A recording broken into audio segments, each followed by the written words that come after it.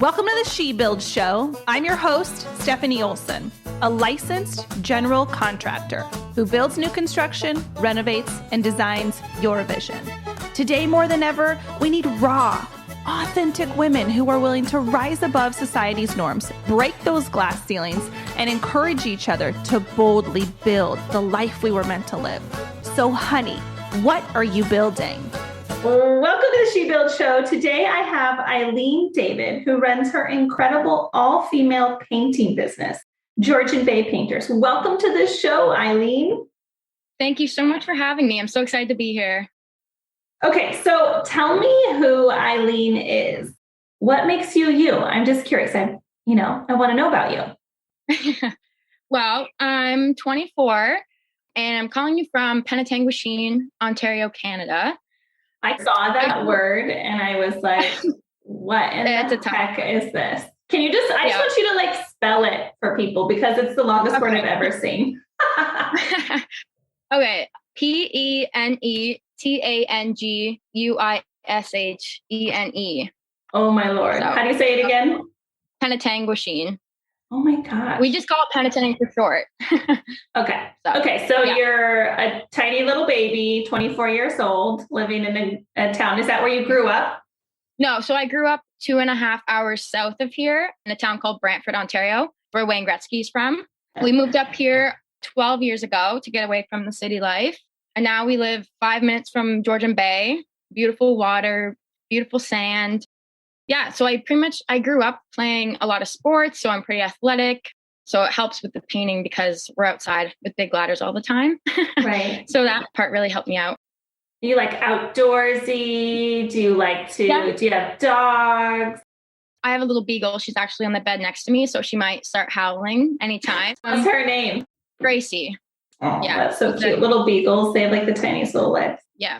I'm outside a lot. We go to our cottage, which is about an hour and a half away up in Muskoka. We spend most of our summers up there when I'm not working. So pretty much every other weekend. I still do some sports, and the summer I do baseball and ball hockey and try and stay really active to help me out in the summertime. That's awesome. Where did you learn to paint? Where did this come from? So I started one summer because a girl I knew in high school, she was doing this student painting. And I didn't have a job yet for the summer. So she asked me if I wanted to come on board. Had no painting experience whatsoever. I ended up loving it since we were outside all the time. But I feel like we probably wrecked more houses than we made them beautiful because none of us had any proper training at all. It was just, here's a brush, go for it kind of thing. And then the next summer, I ended up working up in Muskoka and I lived at my cottage the entire time. Did professional painting up there because there's these massive multi-million-dollar cottages up that way. So we did a lot of work for high-end clients. So I got some actual real experience then. And then the next few summers, I just stayed around here and painted for multiple different people and got good at it and realized that it was something that I really enjoyed. It didn't feel like a job. It just felt like you're spending the day outside listening to your favorite music and just working away in the sun. Right. So you did not go to college. You went straight from high school to working? No. So I took an extra year at high school because I wasn't sure what I wanted to do yet. So after that, I went into sport management and I went down to Niagara College near Niagara Falls. And I did that for 2 years. It was technically a 3-year program, but you could opt out at the 2-year mark. And that's what I did because I realized that maybe I shall start my own painting business. And then I just finished up with a general business degree. So I have business and sport administration for college level.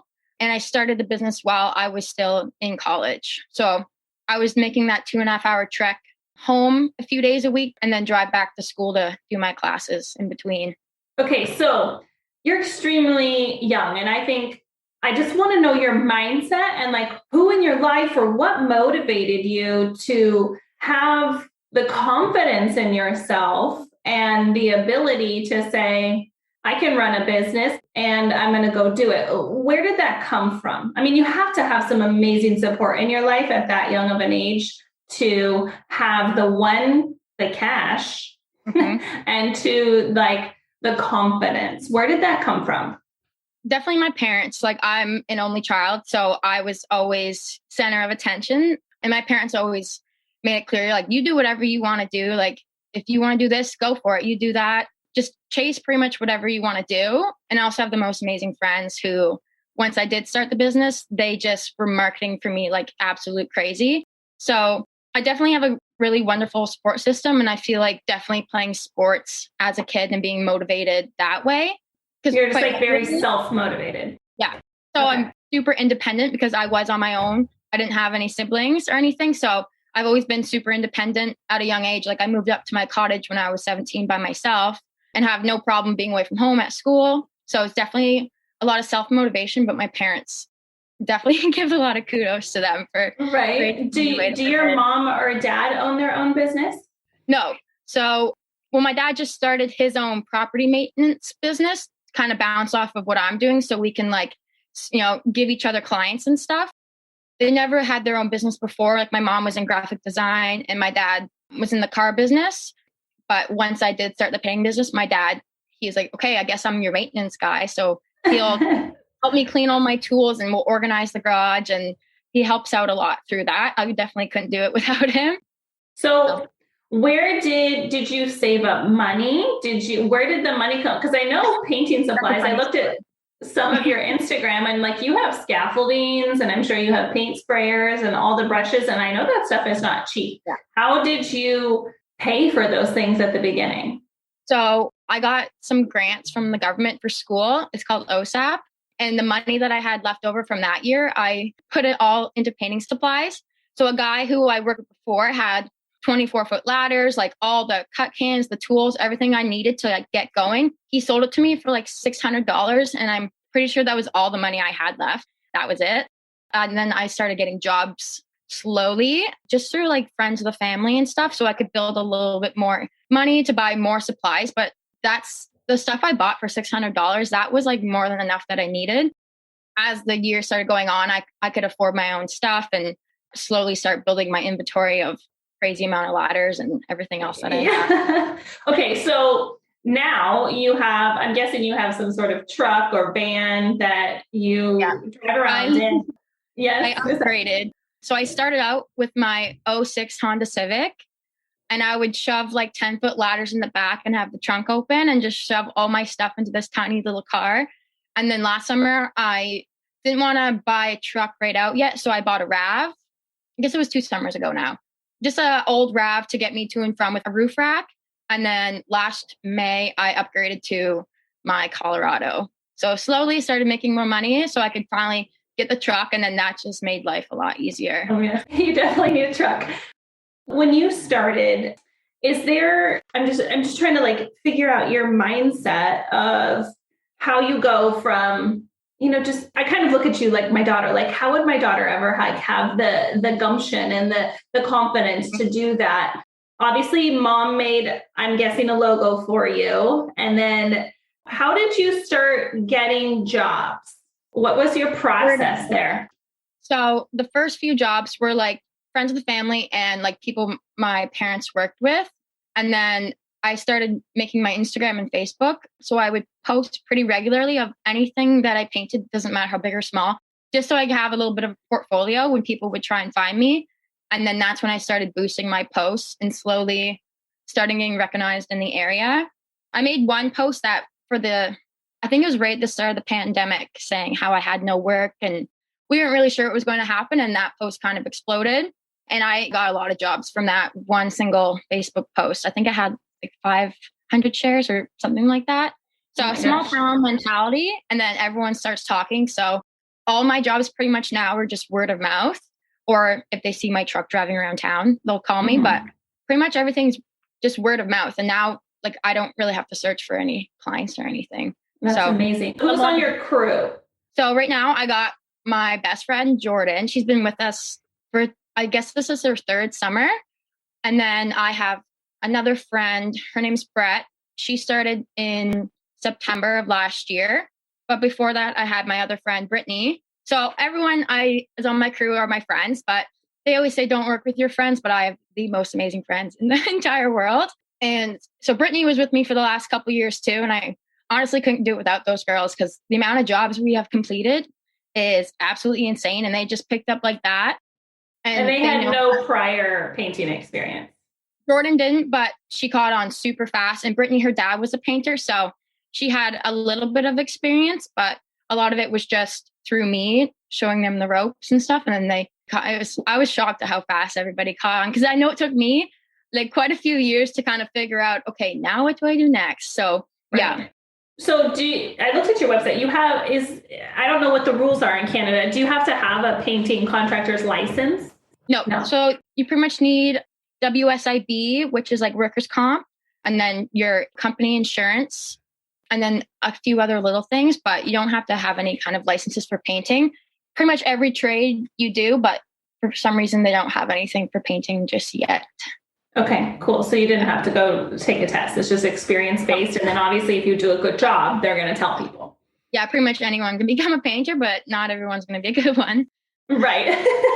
Yeah, I'm in California and you can't like walk sideways without a license. So all of our painters have to have painting contractor licenses, which is a different thing. But so if you could I'm just curious, like, how are you handling everything? Like, how long has it been? 3 years or something like that you've started? Yeah. Okay, it's like 3.5 now. Being an entrepreneur is hard. And, I was just talking to my friend the other day, and he's a dentist, but he runs his own practice. And he says the hardest thing about my job is being a leader and being a good boss and knowing how to treat people, and then delegating everything. He goes, if I just had to clean teeth every day, I'd be fine. But it's the harder part that it stretches me too. I'm not perfect at being a leader or a boss or delegating, because I think most of the time entrepreneurs are people who are really, really highly motivated and can get stuff done themselves. And then when you get to the top and you get crazy busy, you have to let go. How are you doing with that? Well, the first few years were fine. Like, I do all my quoting and sending out quotes. I do color consultations. So it helps to have the crew working as I can like run in and out all over the area. This year was probably the hardest year so far. I was just burnt out, and people they just call you all the time. It's like I'm on call 24/7, like 9:00 on a Friday or 7 a.m. on a Saturday. It gets draining after a while, kind of communicate with so many people. And now it's like, I used to get a few calls each week, but now I'm getting a few calls every day for quotes. Mm-hmm. And so every day after work, I'm going quoting, and then I got to send them out. And then I have my own stuff to do after work. And then I got to clean all the tools and move jobs around. So this year definitely was an eye-opening experience of burnout and just, okay, how can I do this without actually killing myself with the burnout? Because I've never experienced that before. So, and it was hard because everybody around me was like, oh, your work, it's so great. It's so amazing. Like, you're doing so well. But on the inside, I'm like, I'm tired. I'm exhausted. So this year was definitely hard, especially COVID. Like in Canada, everything was shut down for so long. Like we couldn't do anything and go out anywhere. So it was just constant working, and it gets damn cold here too. So you're just stuck inside. But now I'm starting to juggle things better because the weather's starting to turn around. Like we've been outside all month. So that's starting to get better, but definitely hard. And having an accountant really helps me a lot. She tells me who to pay and when to pay it. And she does my payroll. So that's a weight off my shoulders. But lining up the jobs is a very difficult task, especially working with contractors. It's a love-hate relationship because everything gets delayed around here. Like trim, oh, that's delayed a month. So when I line up a job, I want to go in and just complete it all. But sometimes working for bigger companies, I'll go in and then they're like, okay, come back at this time. I'm like, this doesn't work for me. Like we need a set schedule. The wintertime wasn't too bad. I could juggle things around, but now that it's outside, I'm trying to stray away from too many contractors because I can't just drop everything one day when they need the paint to be rushed and done. Right. So I'm starting to figure things out and like the balance of life. And do you have a business coach? No, I'm a business coach and I should definitely have one because I'm just curious, honey, because every entrepreneur faces this wall, everyone, and you are not alone. And I can tell in your eyes that this has been hard. And I do not want you to give up, but you do need to identify 2 things by the end of this week that you could delegate and who you could delegate them to. My first, and you want to do the low hanging fruit. Okay. To me, I'm sure you could train somebody in a day or 2 how to wash your brushes and take care of your tools. I know that might. Oh, that's fine. Okay. So what else could you delegate? What do you absolutely hate doing? Sending out quotes. Okay. So this is what I do when I do a quote. I have my little remarkable and I go and I jot all my crazy notes down, and I have my virtual assistant who I send it to, and she knows my craziness and she puts it together for me, and then I review it. And so I'm not actually spending the hour or 2 typing it up. Yeah. There's this thing called Upwork where you have have you ever heard of that? No. So it's like basically freelancers that are not your employees that you don't have to hire full time. You could use them for 5 hours a week, 10 hours a week, 40 hours a week. I just highly encourage you to identify the 3 things that maybe you could delegate, because you're going to kill it, and you already are. But you just really, really, I've been an entrepreneur since I was 16, and I've been running businesses for that long. I'm almost 40, and I know how you feel, and it sucks. Yeah. Because you just whenever I'm like, I quit, I'm done, I'm never doing this again, I quit. He's always like, what do you need to delegate? Because that's always the answer. What do you need to get rid of, babe? So to me, I just recognize that and see that in you. And you're probably making enough money where you could spend $500 a month, where you spend an hour a week with a business coach, so that you could really level up and recognize the things that you need to delegate and hire more people and do the things that you need to do to not feel that way. Because it's not the job of an entrepreneur. Because what was the book I read that was like, I became an entrepreneur and all I did was created a job for myself, and I work harder than I would have ever worked working for someone else. Yeah. Right.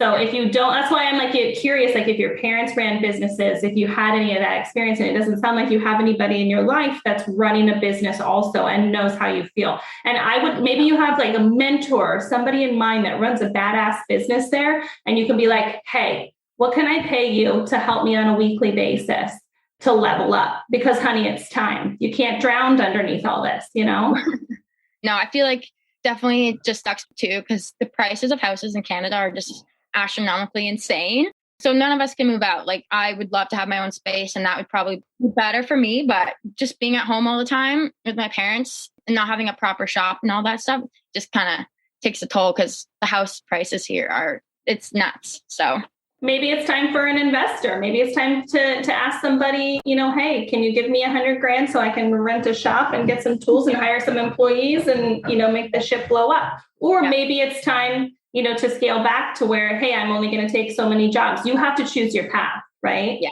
exactly. But I definitely... It's all a good learning process right now for me.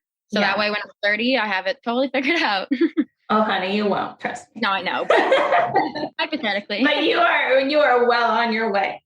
Okay. So is this, with that question, do you see this as your career path? This is where you want to go the rest of your life? How do you envision yourself, in 5 years? Do you still want to be painting physically, or do you want to be running the business? That's a tough question, because the best part of the job is the painting. That's therapeutic to me. But I know if I got to grow, then I'm going to be off the brush a little more.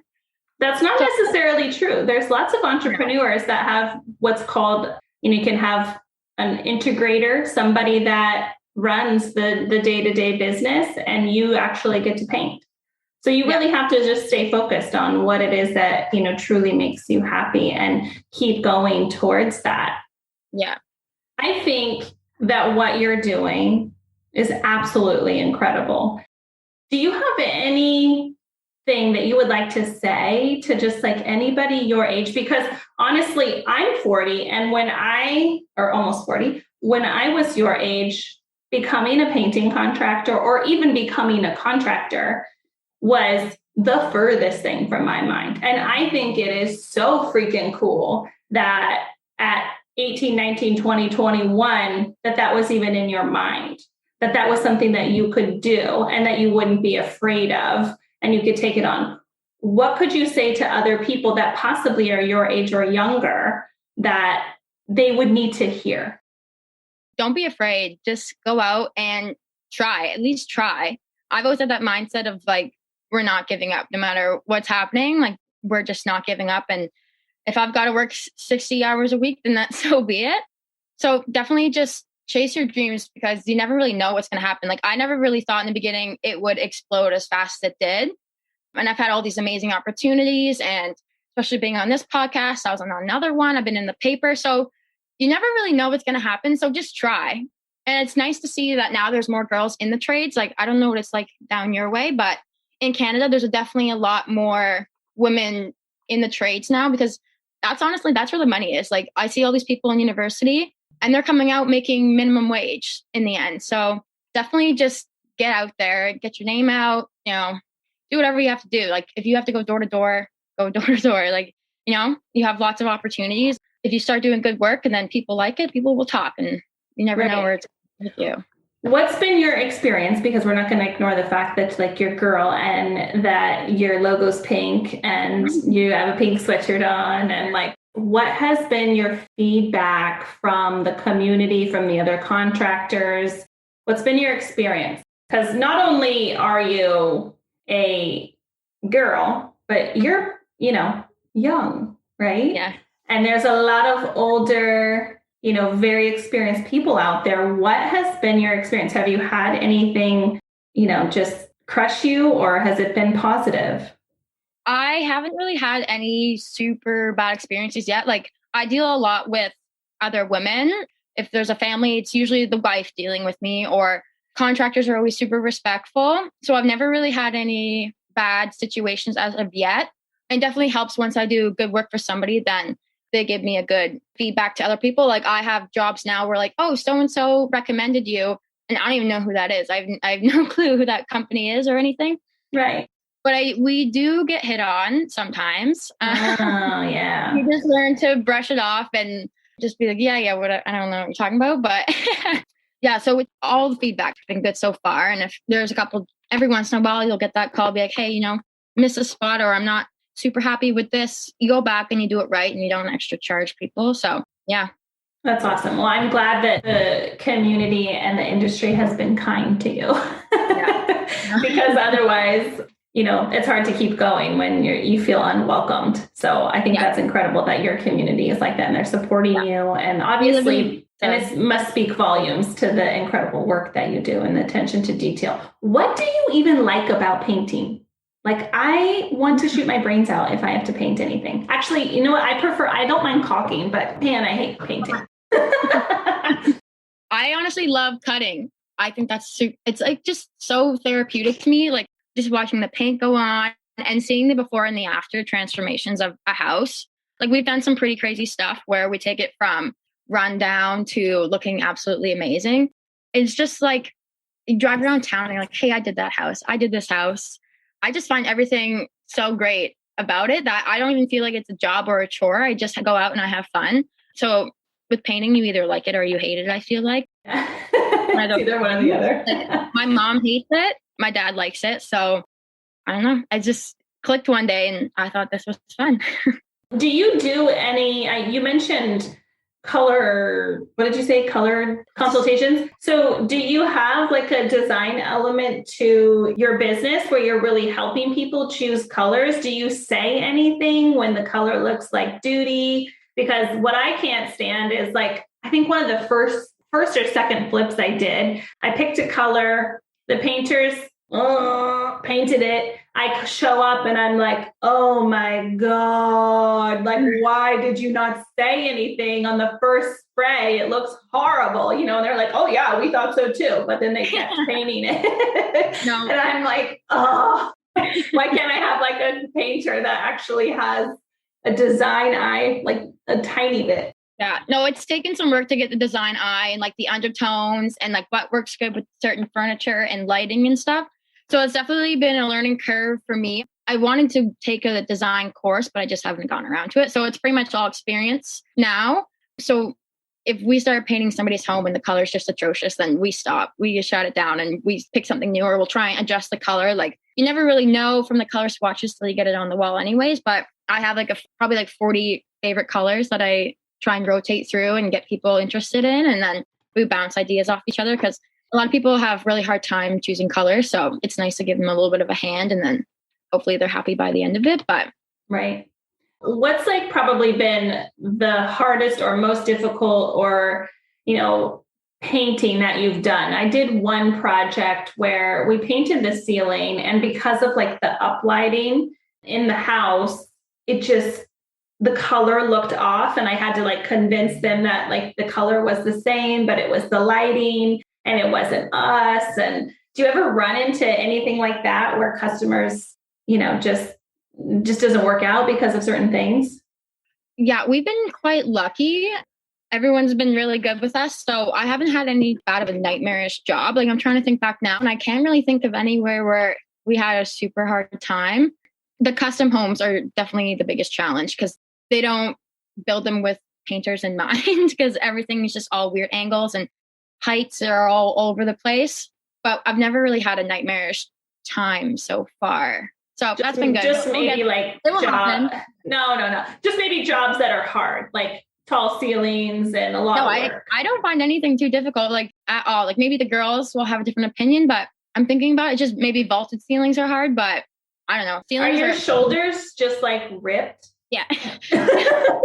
Maybe not, but I feel like they are. Ceilings are usually my favorite part because I got the technique down pat now. But no, I find that like even if jobs are super hard on the outside that people think, I just breeze through it because I'm enjoying myself and I like the challenge too. I like when properties give me a little bit of a, how the heck am I going to do this? And then we figure it out and it's fine. So right. And then you get it done. And then see. That's awesome. Yeah. I love your attitude that you're just like, no, we're good. There's always a solution to every problem. So there's a way to do it. It's got to be a way. Right. And you know what? That is the perfect attitude to have because that's literally like my job title is problem solver. And one of our core values is like to not hire anybody that has a problem mentality. I want a solution mentality. I want somebody who sees the problem and tells me about it. And 5 seconds later, I don't want to hear any more about the problem. What's the solution? How are we going to fix it?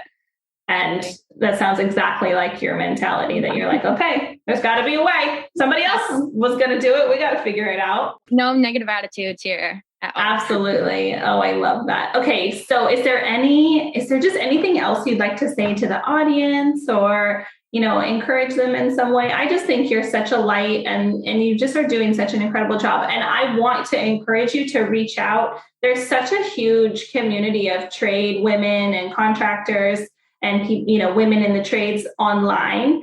And I think it's so incredible that there is that because it makes us feel not so alone. And I want you to know that you're not alone, but you are absolutely like going through the forest and trudging the path on your own. Like, I want to acknowledge that you're doing something so incredible. Yeah. I don't even know what I would like to say. I want more ladies to become in the trades and be a painter. Like in my area alone, we have quite a few women painters. So I do have a community around here that I have this one really good friend. We bounce ideas off of each other all the time. So if we have a job, we're like, how the heck should I go about this? Then we can text each other and, get some feedback from each other. But I am in a lot of like painting pages on Instagram and stuff of other painter women. So there's always somebody to talk to in my DMs about what's going on and what they're doing. And then I have some friends in the States who will send me some tips and tricks and all the good stuff too. So I know there's a good community out there. It takes a while for me to actually talk to people and, you're so busy. Yeah. What is like your best, I just am curious, like, do you have a super great tip, like a super great painting tip? Like, how do you get a super straight line with tape or like, what is this? Just a great tip. So we don't use tape for straight lines, but. Okay. Well, tell me then, what do? You cut in everything?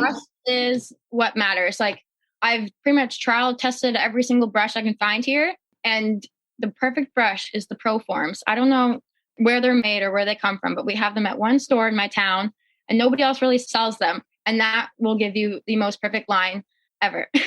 Really? Okay. Proform, right? Is what you said? Proform. Yeah. Okay. I've given it to even my friends to try out who have never painted before. And they're like, oh my God, this is beautiful.